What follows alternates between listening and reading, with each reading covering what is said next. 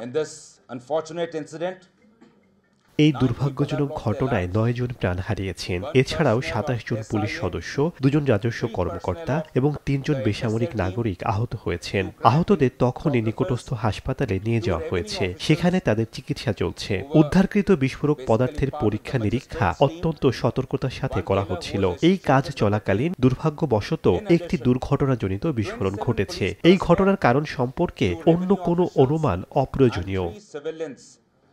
from the adjacent areas have received injuries. The injured were immediately evacuated to the nearest hospital where they are being treated as we speak.